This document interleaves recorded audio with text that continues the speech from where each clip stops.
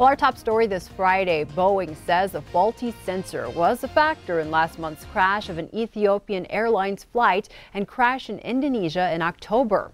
346 people died in the accidents involving Boeing 737 MAX planes. A preliminary report released by the Ethiopian government said Flight 302 pilots followed Boeing's recommended procedures when the plane started to nosedive, but they could not avoid crashing. Authorities say a man's claim to be an Illinois boy who disappeared 8 years ago was a hoax. DNA test results dashed hopes that the mystery had finally been solved. According to a police report, the man who claimed to be Timothy Pitson is actually 23-year-old Brian Michael Reaney. Reaney said he had escaped 2 kidnappers that have been holding him for 7 years. Pitson vanished in 2011 at age 6 after his mother committed suicide. President Trump backed off his threat to immediately close the southern border. Instead, the president warned he would first slap tariffs on cars coming into the U.S. if Mexico doesn't do more to stop the flow of migrants and drugs. Now closer to home, a suspect with alleged ties to ISIS is now in custody in Bozeman. That suspect also made a stop in Billings before federal authorities arrested him on Wednesday.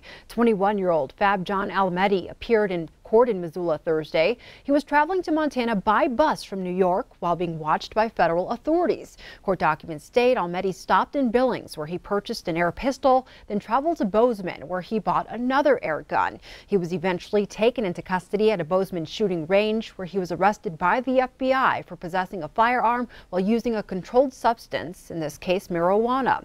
Earlier this year, an informant told authorities that Almedi wanted to go to Syria to fight for ISIS, even considering attacks on the United States. The FBI says Almedi has no known ties to Montana or the Bozeman Muslim community.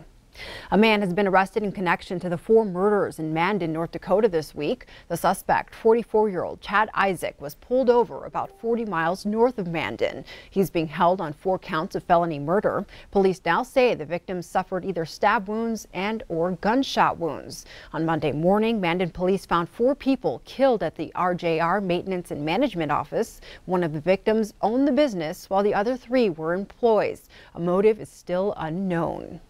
Well, this week's warm weather means more commuters on motorcycles and bikes, resulting in 2 injury accidents on Thursday. Billings police responded just before noon Thursday to the first accident on King Avenue West and Feather Place near the Golden Meadows Mobile Home Park. Billings police say the bicyclist was heading in the wrong direction against the flow of traffic when hit by the car.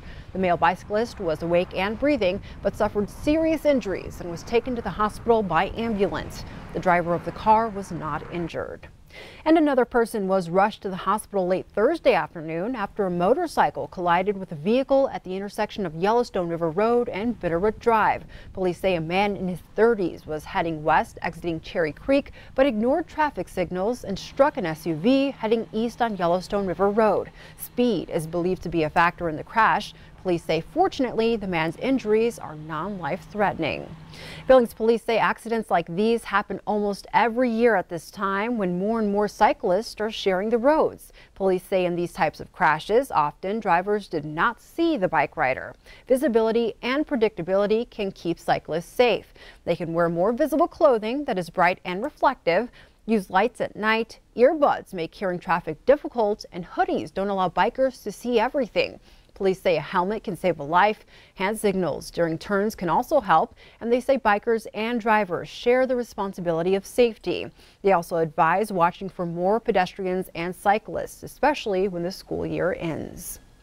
Well, new research says there's a higher number of grizzly bear mortalities across the Yellowstone ecosystem, something that could impact hunting. The Yellowstone Grizzly Bear Coordinating Committee is meeting this week in Bozeman. The meeting is in response to a 2009 report on grizzly habitat. The numbers lessen the chance of a possible grizzly hunting season in the future. Another challenge, bear and human and livestock conflicts are also on the rise. Landowners and livestock producers to hunters and other folks in the outdoors and being just bear aware, and then the general public as well, because bears, as they expand, are showing up in places where they haven't been in many decades. The group's next meeting is set for this coming October in Cody. A Billings doctor is stirring up conversation about mental health and trauma treatment in Montana. Dr. Eric Arzubi spoke in Great Falls Thursday. He says there's not enough healthcare providers to handle mental health. Every day, Montana emergency rooms are filled with mental health wounds. Many of those people exposed to traumatic experiences with no resources for how to cope. There are about 13 to 15 people that come to our emergency room every single day in a psychiatric crisis.